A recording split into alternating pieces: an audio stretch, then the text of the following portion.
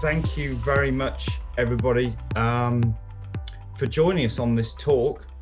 We've got Professor Dave Goulson with us today. And if you're wondering why a digital marketing agency is doing a talk on gardening for insects and bumblebees, you've got my mum to thank for that, who sent me one of Dave's books, actually, over the Christmas and New Year period to read. And I was so intrigued and excited about what Dave had to say about not just insects and what was happening with them, but the impact that small changes and people contributing by doing things in their garden can make to the well-being of insects and biodiversity. That it made me think, well, we should do something as a team, because as a business, we spend a lot of time trying to go beyond, the basics of carbon neutrality and things like that, ticking the boxes, and we actually try and be very positive as a business and contribute in a rather than minimizing negative, we want to be positive. So we had this idea where the team would get some seeds and go and plant some great bee-friendly flowers and that kind of thing. We thought, well, why don't we try and talk to this amazing professor guy and see whether he'll talk to us. And with all all credit to Dave, he didn't ignore my email. He didn't put down the phone on me when I phoned him up, and was very kind and very generous and said, happy to talk to you and the team. And then we thought, well, why don't we extend that into clients and partners, which we did. And then we thought, well, hold on a minute, why don't we actually open it up to a much wider field? So there are actually lots of people here, people I know through bees, people that I know through neighbours, people that know other people that work in the business, and people that know other people that I have no idea how they're here, but they're very, very welcome. So without further ado, I'd like to thank you all for coming, and I'm going to hand over to Dave, who is the main course for tonight. And we've got some questions. We've got some time, I should say, for questions at the end. So if you've got any questions, you can put them into the chat panel if you can figure that out. And we will do our best to answer some of those questions at the end. So over to you, Dave, for your talk. And thank you very much for coming. It's a pleasure. Thanks, Tim. Thanks for inviting me and introducing me. And I'm always happy to talk about insects. It's my favorite subject, really. I've been really fascinated by insects all my life. It probably seems a bit strange, but some of my earliest memories when I was about 5, 6 years old at primary school, I remember finding these little yellow and black caterpillars feeding on some weeds on the edge of the playground, and I collected them up and put them in my lunchbox and took them home and fed them, and eventually they turned into these little beautiful red and black moths. Some of you probably recognize what I'm talking about. Cinnabar moths, very common species, but I just thought that was magic, absolutely amazing. And so I was hooked, and I've been chasing around after insects ever since. And somehow people pay me to do this, which I'm constantly surprised by. But anyway, let me, before I ramble on any longer, let me just share my screen and show you some nice pictures. Hopefully you can see the introductory slide at this point. Let me just go full screen. There we go, marvelous. So actually, although I said I was probably, you may think me weird for being fascinated by insects when I was a kid, I think lots of kids are fascinated by insects. Certainly my own have been, although they're a very non-random sample, I suppose. But I think lots of kids have a kind of bug phase. This is my youngest son, Seth, last year when he was 9, with his pet cockchafer, Colin. Sadly, Colin's no longer with us, but Seth absolutely loves insects, as do many kids. He loves to catch them and hold them and feed them and look after them and name them and learn about them. But the sad truth is that many people, by the time they're teenagers, most people have grown out of this. And most teenagers and adults, their response to anything that buzzes near them is to try and kill it, to fright. They flap around in a panic. They think it's going to sting them, bite them, give them a disease, I don't know.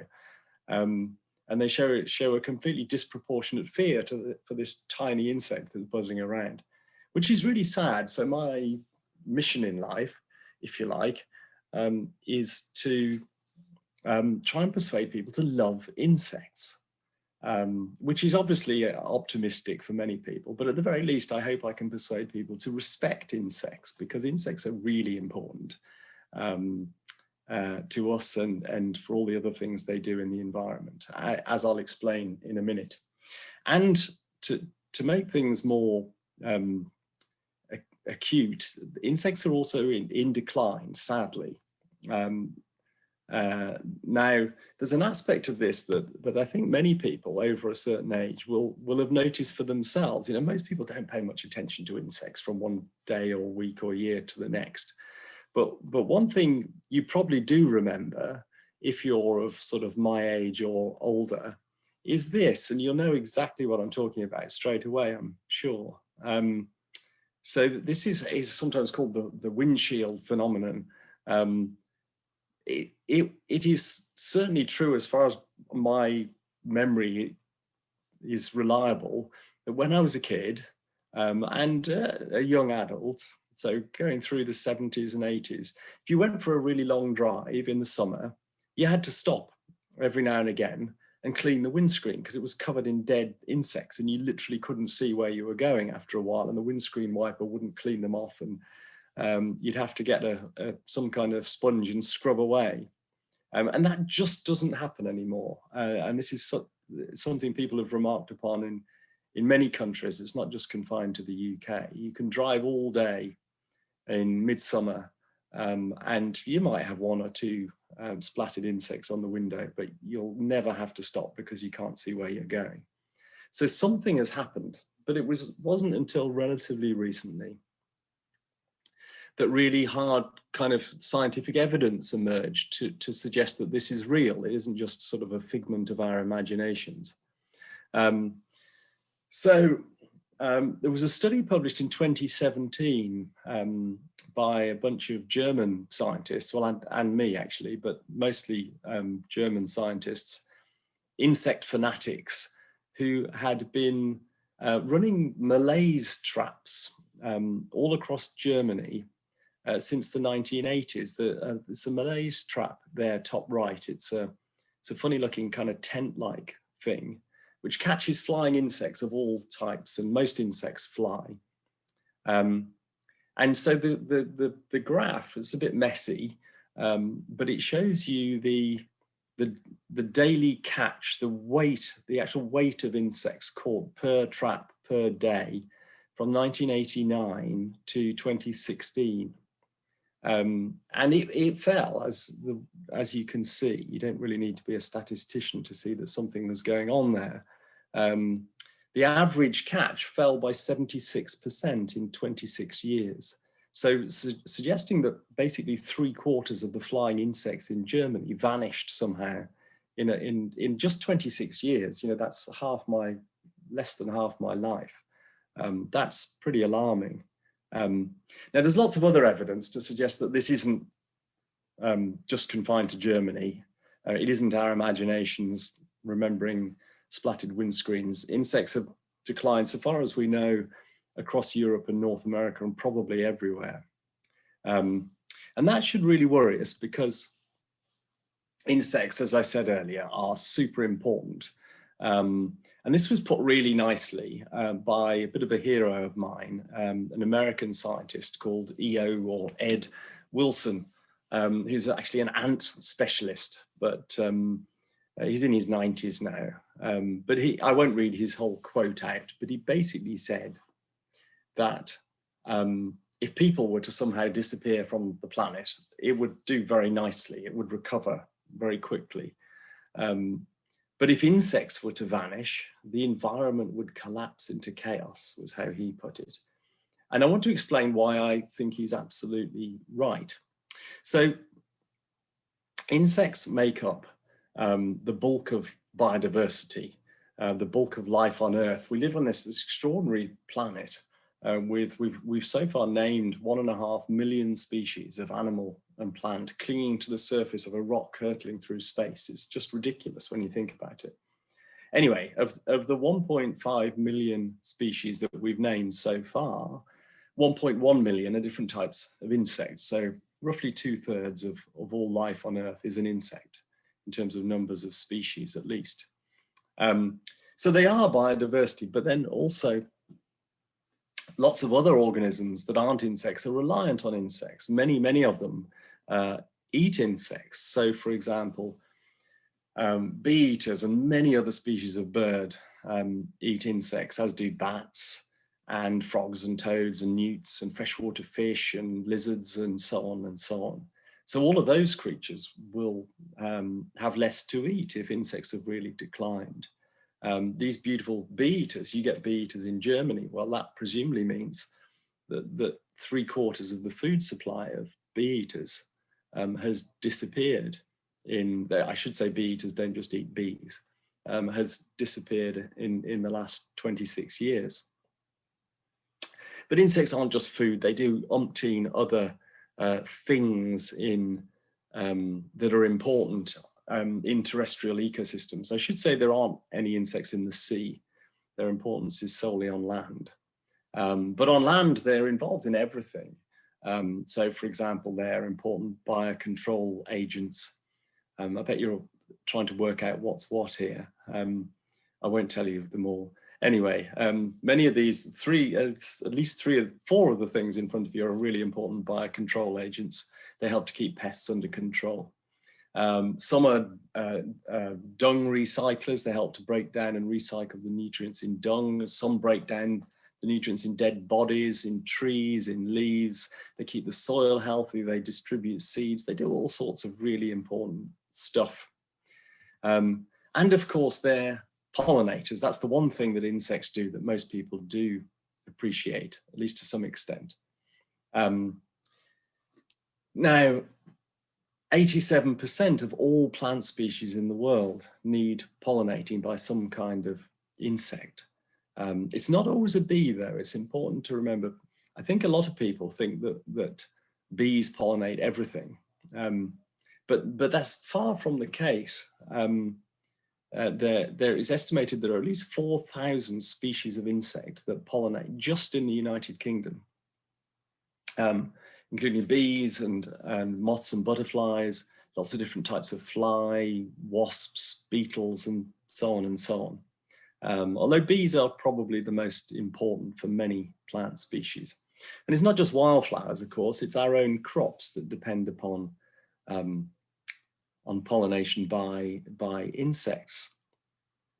So 3/4 of the crops we grow in the world need insect pollination.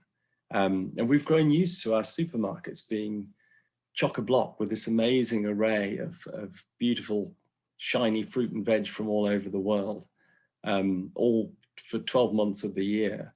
But if we didn't have bees, it wouldn't, and other insect pollinators, it wouldn't look so rosy. Most of those fruits and veg wouldn't be there. We wouldn't have apples or cherries or blueberries or strawberries or raspberries or pumpkins or courgettes, or I could go on, tomatoes, chili peppers, even things like coffee and chocolate depend upon insect pollination. So, I mean, actually the blunt truth is, you know, millions of people would starve to death if we didn't have pollination, if we didn't have pollinators. And it would be very difficult for us all to get anything like a healthy diet, those 5 a day fruit and veg that we're supposed to try and eat. So we really need to avoid ending up like these people. These pictures were taken in southwest China. And they look quite sweet, don't they? Happy, smiling people in traditional dress. But it's actually quite chilling when you know what's happening, because these people are hand pollinating their apple and pear orchards, because there aren't any pollinators left to do it for them. So the people are now acting as if they were sort of human bees, and they have to painstakingly collect pollen with a paintbrush and a little jam jar or pot, and then transfer it to new flowers, to ensure that they get a harvest. Now, these are really high value crops in China, and labor is cheap, but it's really hard to imagine farmers in the United Kingdom hand pollinating their fields of oilseed rape. So we need to make sure we look after our pollinators. To do that, we need to understand why they've declined. And I could talk at length about this. It's something I've done research on for years, but I've only got half an hour, so I'm not going to go into any detail at all. But basically, there's a whole bunch of reasons why insects have been declining. Loss of habitat, particularly loss of beautiful flower-rich meadows. Britain used to have, in 1930, we had about 7 million acres of beautiful flower-rich hay meadows and chalk downland in Britain. By 1987, we'd destroyed 97% of it and replaced it with largely with arable crops or with improved, as it's called, pasture, which is sort of a monoculture of ryegrass usually. And that was pretty disastrous for insect life. But there are lots of other drivers associated with the growth in use of pesticides in industrial farming, and climate change is starting to kick in, and many others too. So it's all a bit depressing, isn't it? But it isn't, because it's not too late to do something about this. Most insects haven't gone extinct, and they can recover quite quickly if we do something to look after them. So I think this is nice, because a lot of these environmental issues they're so depressing because you feel like there's nothing you can do. What on earth? I remember watching on the news last summer, the footage of the Amazon being burned, and it kind of almost brought me to tears. There was nothing. It's so frustrating. What on earth can you do? But insects live all around us, and so we can do stuff in our gardens, in our local areas, and we can see the results. You can see the insects benefiting. So it's really kind of rewarding and a great opportunity for people to get involved, to engage with looking after our planet a bit better. So what can we do? Well, my sort of focus for the rest of tonight is I'm going to talk about what we can do in our gardens and in our urban areas. There are other issues that I'll save for another night about how we might change farming and make it more wildlife friendly. But let's concentrate on what we can do in gardens for tonight, because I think there's a really great opportunity here. There are about 22 million gardens in the United Kingdom, covering an area of, it's about 400,000 hectares, which is a bigger area than all of our nature reserves put together. And that's without counting all the other urban green spaces, the road verges, the roundabouts, the parks, the cemeteries, all the other bits of green space. And just imagine if all of those gardens and all those urban green spaces were managed in a wildlife friendly way, then that's like a ready-made national network of habitat for insects. And this isn't kind of a complete fantasy, I don't think. It's, to some extent, it's already happening. There are lots of gardeners out there that want to make their gardens more wildlife friendly, more bee and butterfly friendly. And there are some councils that are starting to wake up to manage their land differently. So I think we're kind of, perhaps we're at a turning point where, in the near future, we could see really big improvements in urban habitats for wildlife. So you can tell I'm quite enthusiastic about this. I've written books about it. The Garden Jungle came out 2 years ago. Gardening for Bumblebees comes out on the 1st of April this year. So it's next week, basically. So I'm quite excited about that. So what do I tell you in the books? You don't need to buy the books, because I'm going to give you the essentials tonight. So people think gardening is a green activity. What could be more green than growing flowers and vegetables in your garden? But actually, we should think carefully about what we do, because many of our actions have all sorts of complicated, unintended consequences that we rarely bother to think about. But we really should. And gardening is a classic example where it's very easy to actually garden in a way that has really big and negative environmental impacts. So, you know, if your idea of gardening is to drive to an out-of-town garden centre, one of these giant places that are dotted around, and get a big trolley and put some plants in it in disposable plastic pots, probably grown in a peat-based compost, almost certainly treated with lots of pesticides. I'll come back to that later. And maybe you might buy a bottle of Roundup to keep the weeds down, and Bug Clear to get rid of any aphids, and a sack of compost, again made with peat. And we should, by the way, I'm not going to talk further about peat tonight, but we really shouldn't buy peat-based composts. It's just madness. We're ripping peat out of peat bogs, which are really internationally rare habitats and are destroyed by the peat extraction. But also the bigger issue is that peat is a fossil fuel. Basically, it's a vast store of carbon locked up in a bog, and we dig it up, and it eventually all ends up in the atmosphere. So it's just madness. Anyway, sorry, getting distracted from insects. So if you do all of that, then obviously that's not particularly green. And to take it to its extreme, there are people who think that this is what a garden should look like. So although there are some people out there, quite a lot of people, who are making their gardens more wildlife friendly, there are also people doing this to their gardens. We've seen a huge increase in the number of gardens covered in plastic grass. This is plastic grass, in case you can't tell. You can even buy plastic wisteria to pin to your plastic fence. It's a bizarre world, and why anyone would want that in their garden, I don't know, but people do. It's horrific, but it happens a lot.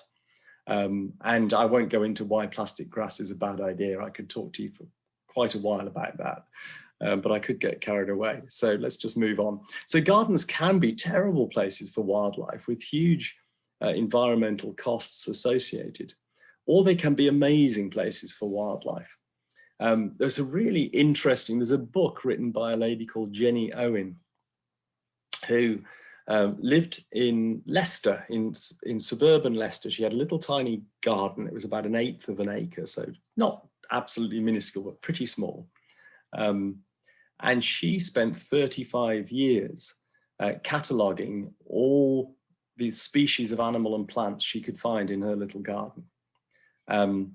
And 35 years, I mean, that's an amazing effort.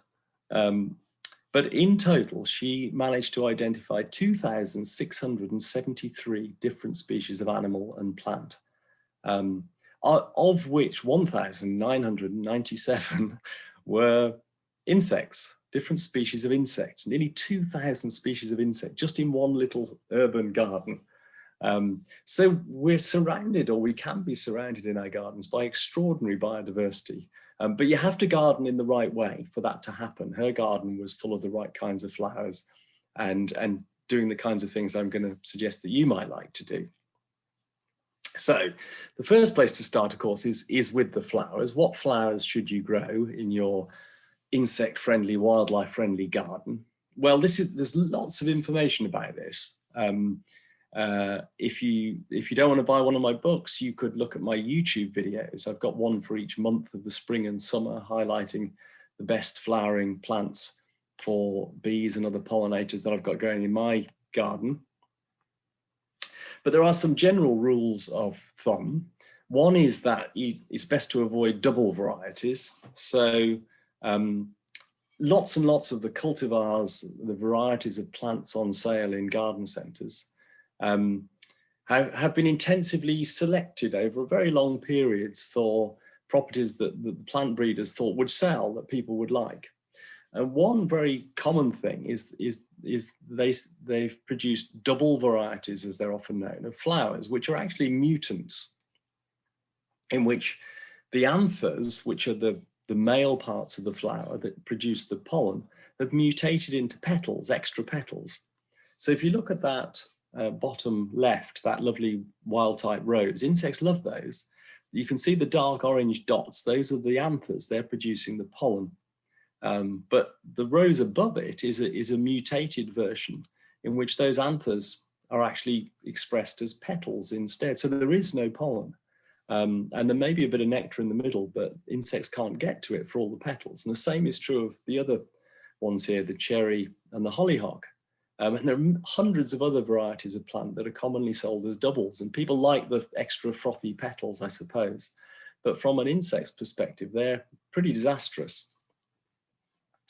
Also, annual bedding plants are generally pretty useless. The sorts of plants that are often stuck in plastic trays on racks outside supermarkets at this time of year, the kind of pansies, busy lizzies, begonias, petunias, all those kind of things. They've mostly been, again, intensively bred, and they've lost their original function because, of course, flowers evolved to attract pollinators. That's what a flower is for. The petals aren't there to look pretty to us. They're to catch the eye of a bee or a butterfly, and the scent is for the insects, not for people. But if you tinker around with plants enough, you can destroy that original function. You can lose the nectar or the pollen, or make them such a weird shape that insects can't get into them anymore. So get rid of these kind of intensively bred, and I think they're pretty hideous things anyway.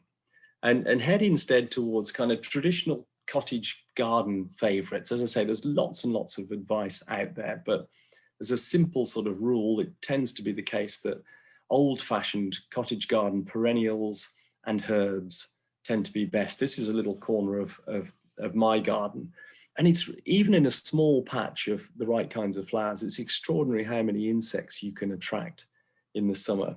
So this is a little video just I took a couple of years ago in my garden. I'm hoping it just gives you some idea of the kind of abundance of life. I don't know if you can hear, actually, if I stop talking, you could hear the buzzing.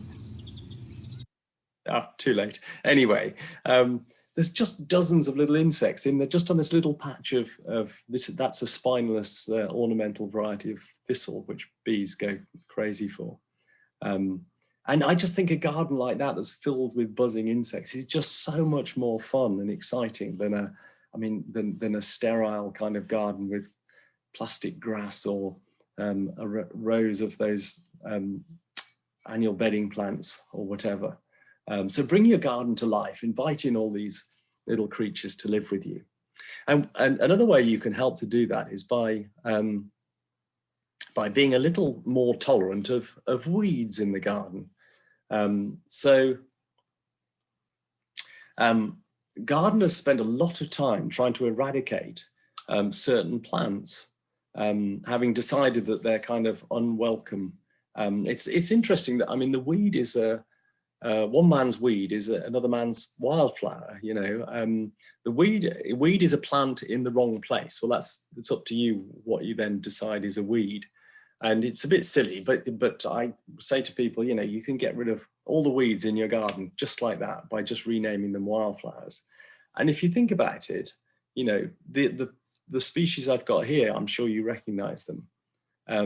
They're all common plants. They're native wildflowers. They're really attractive to pollinators. They absolutely love them, especially, for example, the dandelions at this time of year are a really important nectar source for hungry queen bumblebees that have just come out of hibernation. So why do we spend so much effort trying to kill them, we spray them with herbicide, we carefully dig out the roots and so on? It's slightly strange when you stop to think about it. So try and relax a bit when it comes to weeds. If you've got room, put in flowering trees. These can support enormous numbers of flowers and feed extraordinary numbers of insects. If you put in a fruit tree, as well as feeding the insects in spring, they'll pollinate the tree, and in return you'll get plums or apples or cherries or whatever it might be. Your own free 0 food miles fruit in the summer, and the tree as it grows is locking up carbon too. And you might be thinking, my garden's tiny, I haven't got room for a tree, but you can get fruit trees on dwarfing rootstocks that remain pretty small and are suitable for quite tiny gardens. Another simple thing you can do is mow less. So this is energy saving, time saving, saves petrol. It's funny that we Brits are slightly obsessed by mowing, by trying to kind of recreate a sort of Wimbledon tennis court with stripes in our back garden. And if you could just persuade yourself to relax, and next time you think, oh, the lawn's looking a bit long, I must go and mow, actually think, well, no, I'll leave it. Because if you do, then most lawns will just spring into flower. This is my lawn, and I haven't sown any wildflower seeds or anything. If you just stop mowing, there's all sorts of lovely little flowers that have been waiting, hoping to get a chance to flower. There's clovers, there's what have we got? Daisies, buttercups, dandelions, self-heels, speedwells, all sorts of lovely little flowers, many of them really good for bees. So many of us have already got basically a wildflower meadow waiting to happen in our back garden. So just leave the mower in the shed for as long as you can, and allow the flowers to flower. And just as we're a bit obsessed by mowing in gardens, councils are very obsessed with mowing road verges and roundabouts and other urban green spaces, and they don't have to be like that. This is a lovely picture taken of a road verge in Scotland, in Stirling, which has been commandeered by a local group that call themselves On the Verge, and they spend their weekends sowing wildflower seeds on any bit of mown grass they can get their hands on. So there's a road verge, and there's a roundabout in Stirling. They've so far done 93 of these patches, one in a prison, one in a primary school field, one next to a rugby pitch. They're all over the place. So wouldn't it be great if every road verge, every roundabout, every bit of green space that wasn't used for anything else was full of flowers like that? I think that would be amazing. And wouldn't it be amazing if we stopped doing this, the complete opposite? It drives me nuts. I can't believe we do this, but it happens very commonly in lots of British urban areas, towns and so on. The council employ people to basically spray and kill anything green they can find that dares to poke its head up through the cracks in the pavement or around the base of trees or whatever. I mean, really, what harm was that little bit of vegetation doing? It might have supported a few flowers, perhaps a dandelion and perhaps the odd insect.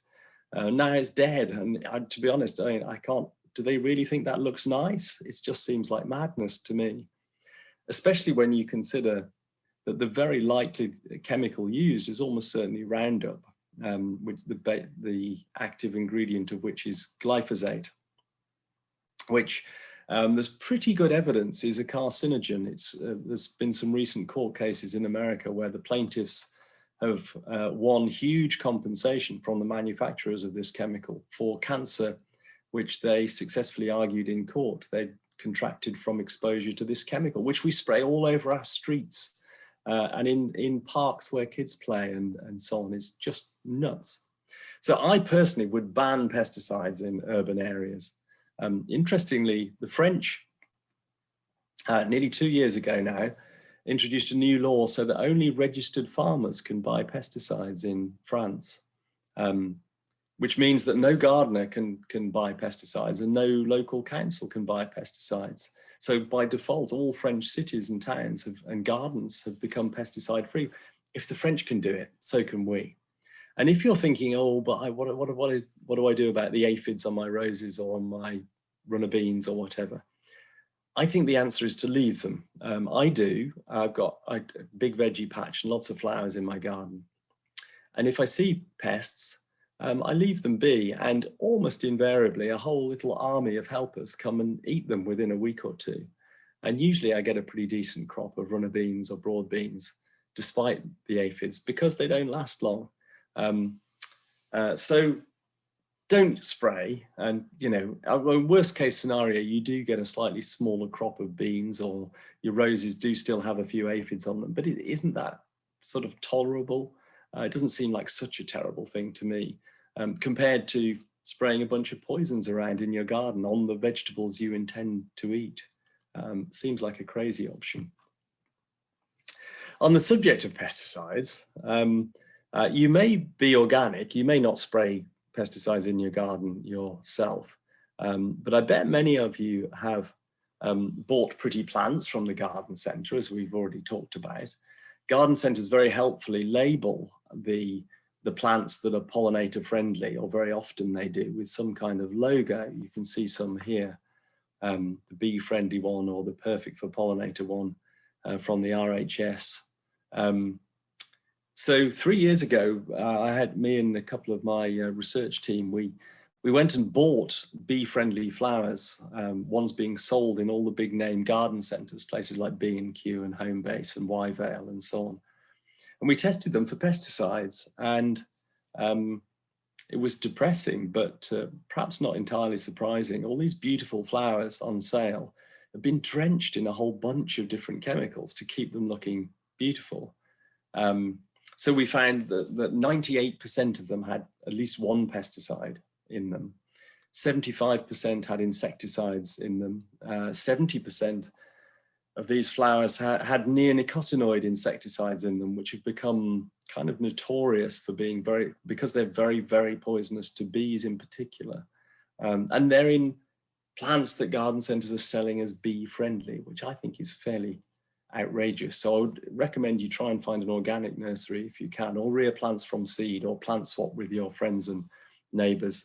There's a really nice organic garden centre called Rosy Bees in Oxfordshire that will sell you bee-friendly plants grown pesticide-free, peat-free, and all the rest of it.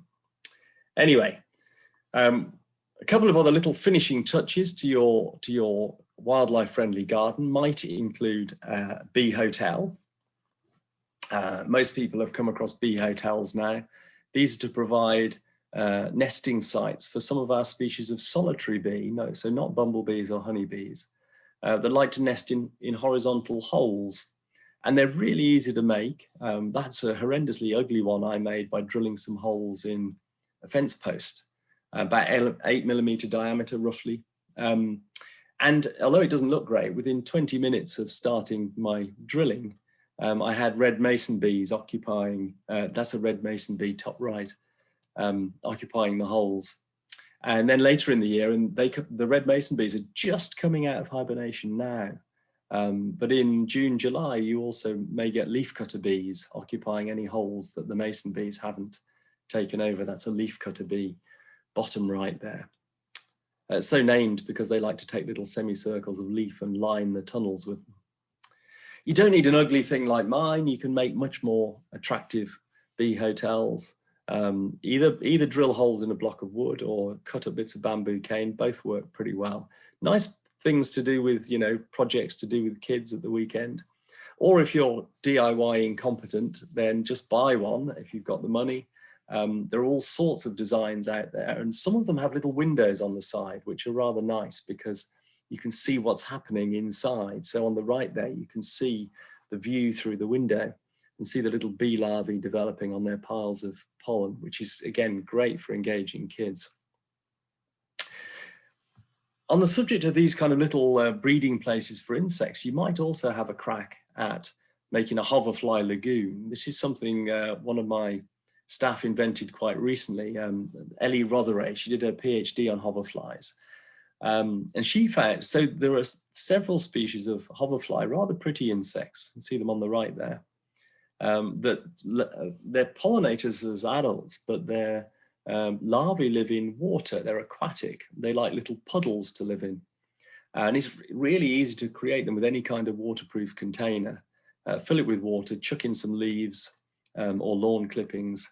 And as they start to rot, the smell attracts the female flies to lay eggs, which quickly hatch into these rather delightful creatures top center there.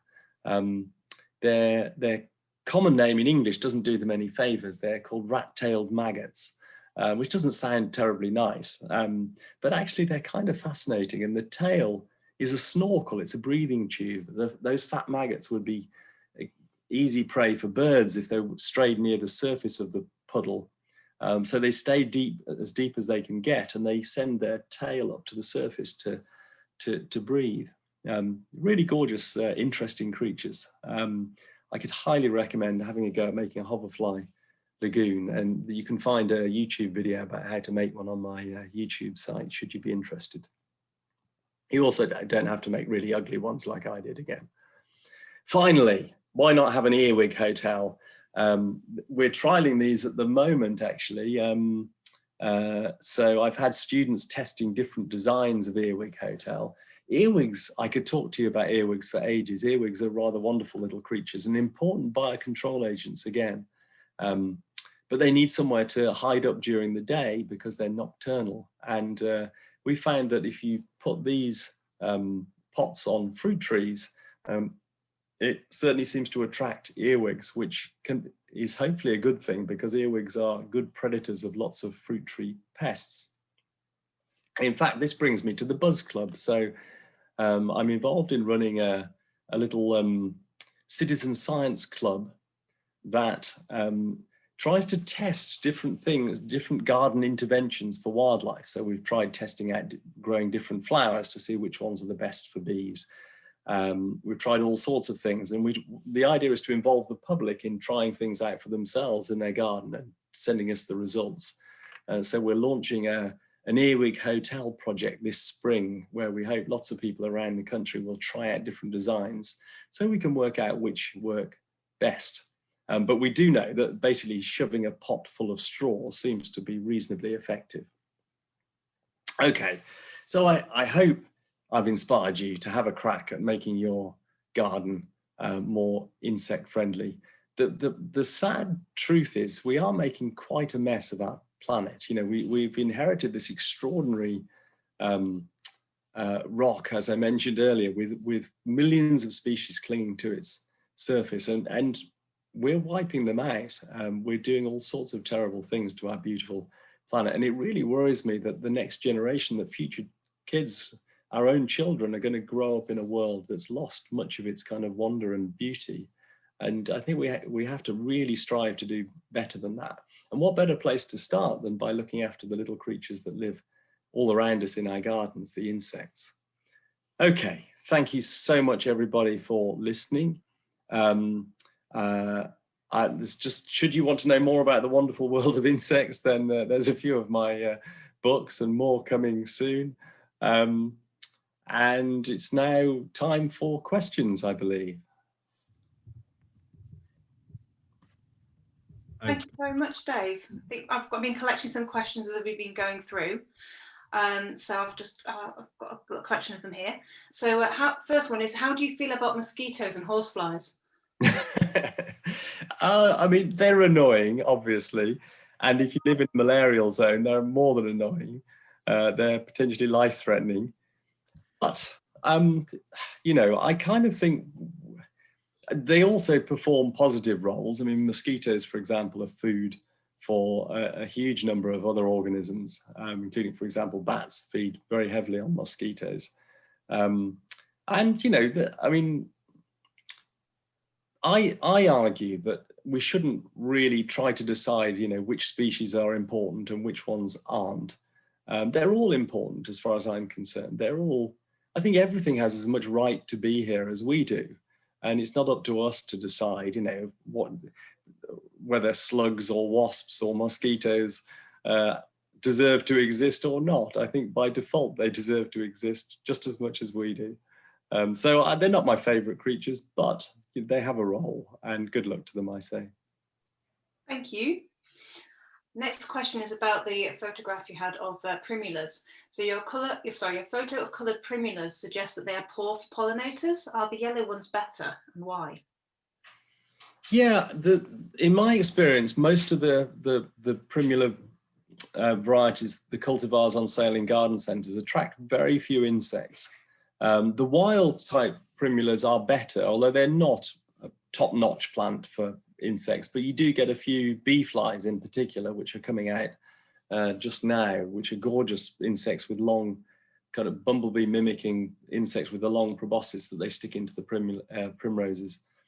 So go for the wild. If you like primroses, grow the wild type ones. I personally think they're much more beautiful anyway. I don't really like these kind of multicolored jobs.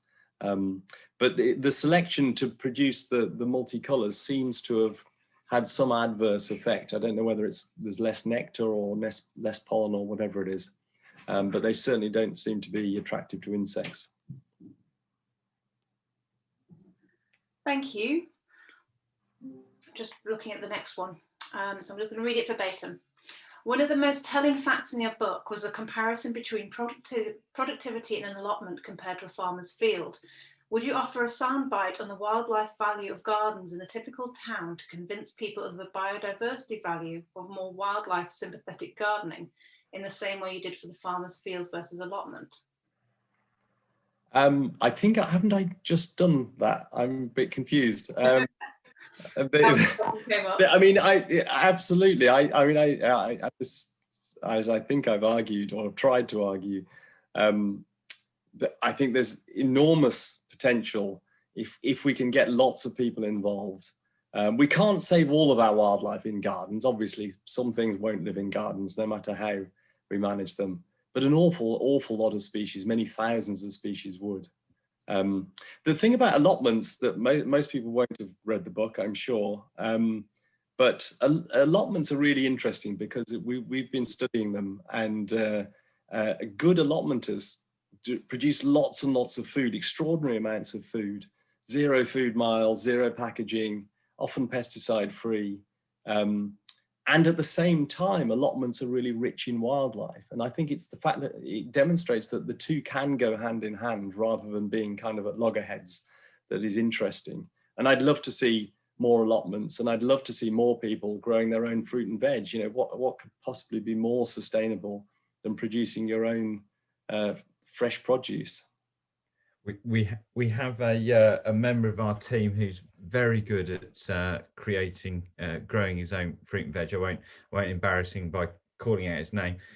Although I could say he's asked a question about dog-friendly lawns, and is there an alternative to rather than leaving the lawn unmowed? Is there something that can be planted so a lawn can be bug-friendly and somewhere for the dog to run around?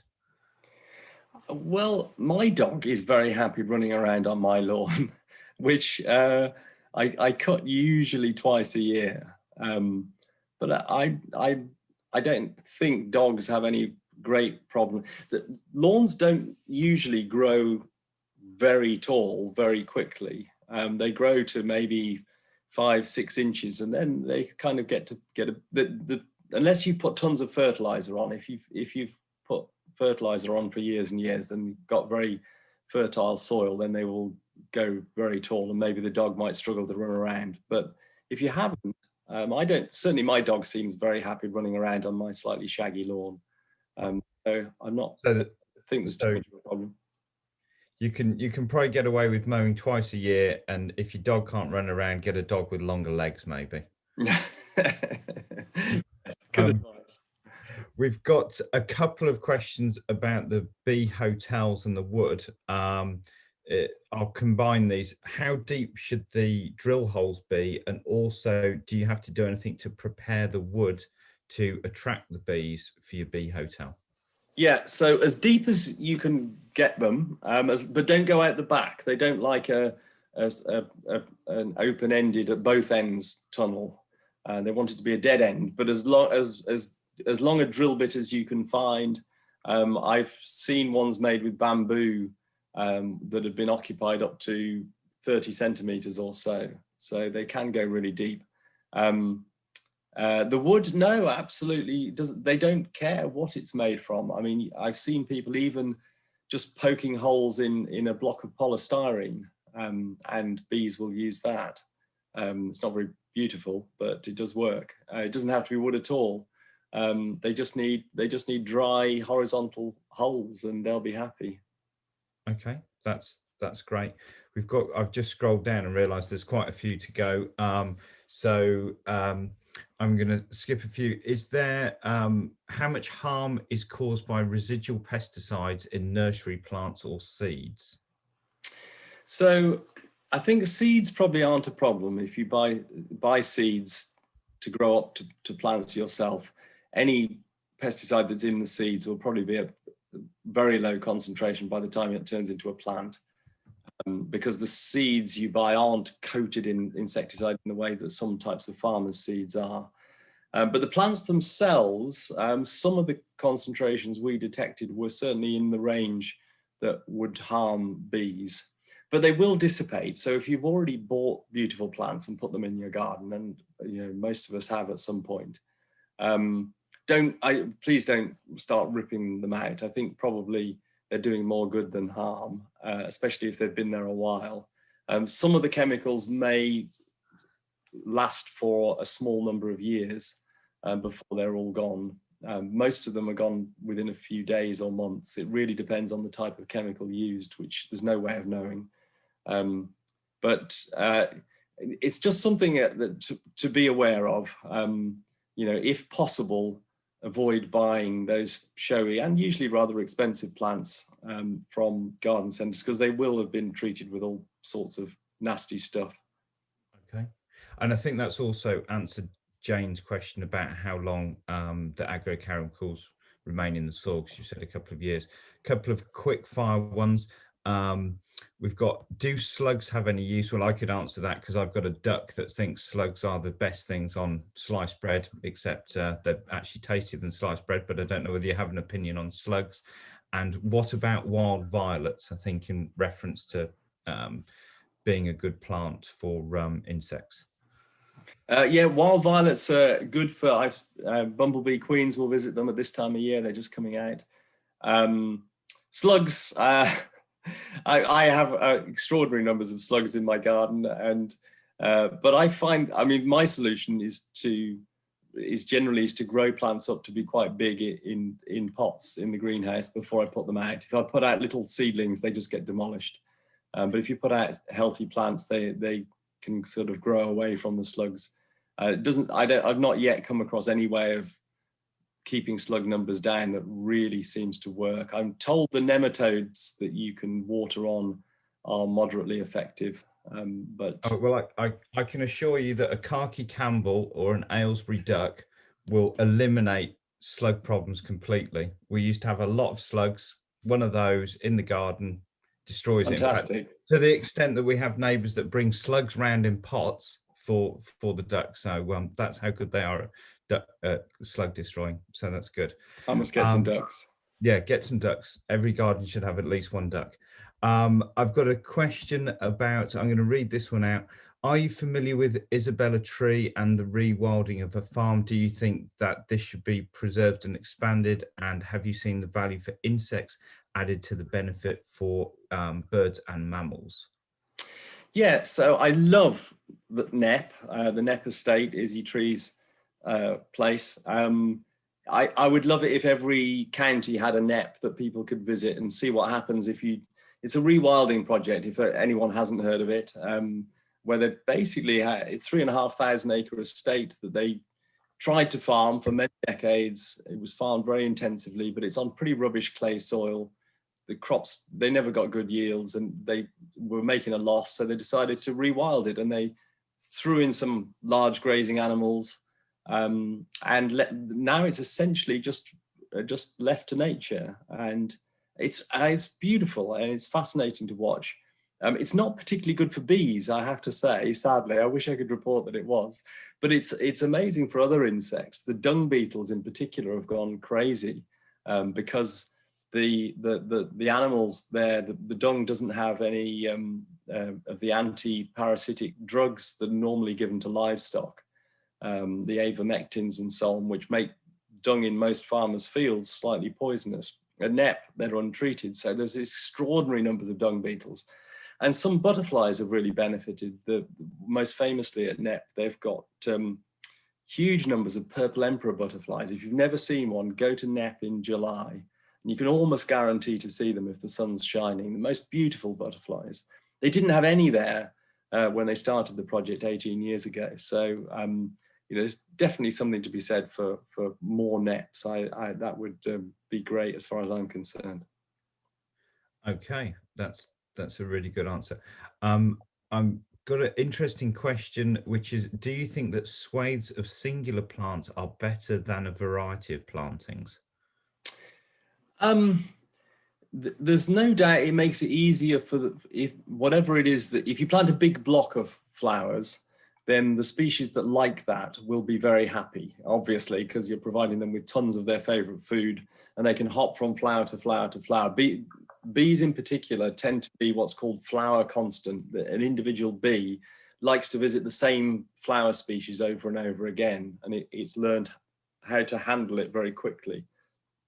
So it's good for the species that like that plant, but obviously you're going to have less diversity. If you have big swathes of one plant, then you won't have room for lots of other plants. So it's kind of a trade-off. Do you want a small number of very happy species, or a greater diversity of perhaps less happy, but still quite happy insects? That's a good answer. I've got one which came in earlier, which is people with small gardens or spaces, what's the most impactful thing or things that they could do with a very small space outside? Yeah, I mean, I guess it comes down to primarily to the flowers, and it doesn't matter what size the space is, even a window box. If you grow some herbs, I mean, marjoram, for example, is one of the very best flowers you can grow for insects, not just bees, but butterflies and hoverflies all love marjoram.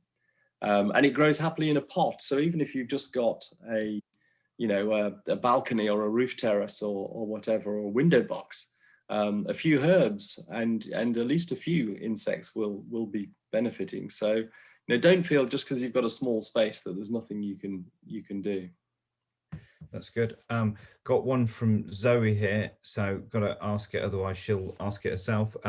So the lily beetles do lots of damage to lilies that attract a lot of insects if they're able to flower. I think that they are non-native. What is your view with dealing with them, as in the lily beetles? Yeah, I must admit, I just leave them to get on with it. I think they're rather beautiful, but I guess if you're a big fan of lilies, then you might find that problematic. I don't have a clever way of controlling them without using chemicals, I'm afraid. If anyone else out there does, then please stick it in the chat. But I think they're rather sweet, actually. They're gorgeous looking insects. I skipped through a question from Chrissy up in Lancashire. Sorry, so I better ask this one. Not quite sure what she's asking, but we've already bought bee-friendly seed mix to sow at the end of the garden. Is it okay, following your comments about the other bee-friendly plants? And she really enjoyed your talk as well. So I'm assuming it's like, if you've bought something which is supposedly bee-friendly, should you just go ahead with it? Yeah, I mean, most bee-friendly seed mixes are bee-friendly. Although sometimes they sneak in the odd thing, and you think, well, why did they put that in there? Because that's not really very good for bees. But probably 99% of it is. So yeah, go for it. The more you plant, the better, as far as I'm concerned. Great. Okay. And then Alan Pike had some good news, saying that Herefordshire's got verging on the wild, a group of enthusiasts actually reinstating the roadside verges so that they're only mown. So some more good stuff there. And then we've got a question about, are there any water insect pollinators when adult?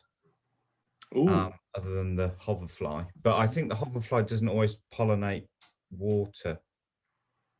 Oh, actually, no. I suppose as in water-based insects. Yeah, aquatic insects. Well, yeah, the hoverfly certainly. There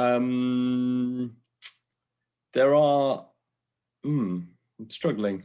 Can't think of any immediately. There must be other species that have aquatic larvae. There are one or two moths with aquatic larvae the adults of which pollinate, but not many. Oh wow! You wouldn't have thought of a moth as having an aquatic stage, would you? You wouldn't, but there are some only half a dozen species in the UK that have larvae that live and eat pondweed and live underwater, which is yeah. I've got some in my pond actually. Oh wow, that's good. And then I've got a question, although it's got an exclamation mark, so I don't know whether it's just a rallying cry. Melanie asks, what can be done about those rogue garden centres? Well, they're obviously difficult. I mean, garden centres, the big chains, they're just businesses. They don't particularly care about the environment. They care about the bottom line, I guess. But I mean, things like peat, for example, I mean, I think it's outrageous that garden centres are allowed to sell peat. The government set a target to phase out the domestic use of peat by 2020. That was set in 2010. Nothing happened at all.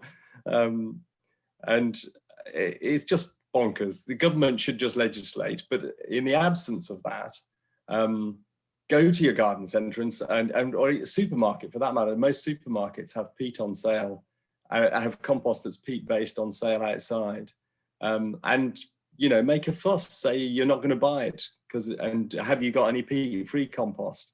And if they haven't, you know, walk away and make them aware that they're losing sales. And if enough people did that, if we just refused to buy the bloody stuff with peat in it, then obviously they'd stop selling it. It's the simple answer. So I guess consumer pressure, but obviously that only works if enough people are aware of the issue and take action.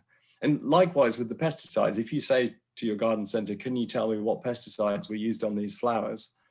They won't know the answer because they almost certainly didn't rear the plants themselves. Yeah. But then you say, well, I'm not going to buy them unless you can tell me that they're free of insecticides, and again, walk away. If enough people did that, they might start to take it seriously. But so a long way from that. Vote with our wallets then on that one. Good stuff. I just realized there's a Q&A section as well that I'd missed those. Laura asks, we buy caterpillars every year and release them as painted ladies butterflies. Are we actually doing any good, or are we perpetuating a fashion? I would think you're probably doing good. I mean, it's a lovely thing to do. I would hope that those painted ladies go on to survive, whether they, you know, the ones that you buy, I don't know where the suppliers get them from, but hopefully they have the instinct to fly south in the autumn and go back to the Mediterranean, because the painted ladies do this extraordinary migration between North Africa and the Med and up to Northern Europe for the summer. Amazing when you think, well, these little insects are flying thousands of miles. But I can't see that you're doing any harm, and hopefully you're doing some good. And it's a lovely thing to do if you've got kids, you know, for them to get involved in rearing caterpillars and releasing the butterflies. So right. I'd go for it.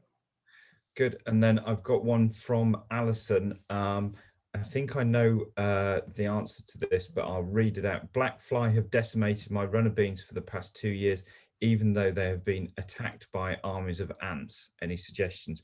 And I'm thinking the ants are looking after them. Yeah, the ants aren't attacking. They're the problem, really. Yeah, the ants milk the aphids and defend them. So they get the honeydew from the aphids, and if any predatory insects come along, the ants will attack them to stop them eating the aphids. And that's quite challenging to deal with because you can't easily stop the ants getting there. I have heard of, I've not tried it myself, but I have heard of people using the little sticky bands that you can get for putting on apple trees to stop codling moth climbing up around the bottoms of your runner beans to stop the ants getting up. I can't guarantee it works because I haven't tried it myself, but you could give it a go. Yeah, I mean, although I do have ants in my garden that do look after the aphids, I usually find that the predators manage to overwhelm the ants in the end.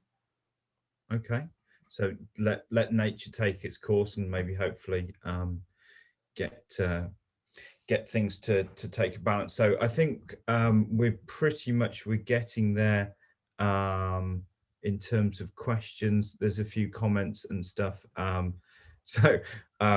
Pete, who I think is taking slight offence to the fact that you seem to dislike anything called Pete, but there is a Pete on the. Sorry, Pete.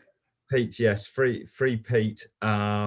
So he's just wondering what you do, what type of gardening you do with no mowing, weeding, or anything. What do you do in your garden? Well, I do mow occasionally. I grow lots and lots of vegetables and fruit. And I do a bit of weeding, although that sounds a bit hypocritical, but I sort of try and gently steer rather than kind of tightly control. So my garden does have quite a lot of weeds. but it also has lots of flowers and lots of vegetables. And I sort of potter around and try and just sort of gently nudge it in the right direction, but it seems to work. You're very welcome to come and visit. Yeah. Well, that sounds like perfect gardening, and so I think that's a great place to kind of wrap things up with the fact that we can just see you going around, you know, with the occasional mow and a bit of weeding here and there, and really enjoying the garden and enjoying the insects in the garden. So I think it's a shame that you can't hear people clapping, because I'm sure they would be giving you a very solid round of applause. I've found the talk and the Q&A really fascinating and wonderful. So thank you very much from myself, all of the team, and all of the people on the call. So it's been brilliant. So thank you. And I think we're going to be sending out a follow-up email tomorrow, and we'll put details for Buzz Club, and we'll put details for the Bumblebee Conservation Trust on there. So if people want to read more about that, that'd be really good. And it would be remiss of me not to thank Joe and Zoe and my team, who've done much of the organising around this, and Miriam for the great graphics, including the virtual background that I'm sitting in front of today, and obviously to all of our clients for supporting us as a business and enabling us to do this, and for a great team delivering the stuff to the clients that keeps the wheels on the cart. So thank you very much, Dave, and thank you everybody for attending. We'll send you the follow-up email tomorrow, and at some point we'll put this video out if you want to have a recap of it at any point. So thanks again, Dave. It was brilliant. Thank you. Take care. Take care. Thanks everybody. Bye. Bye.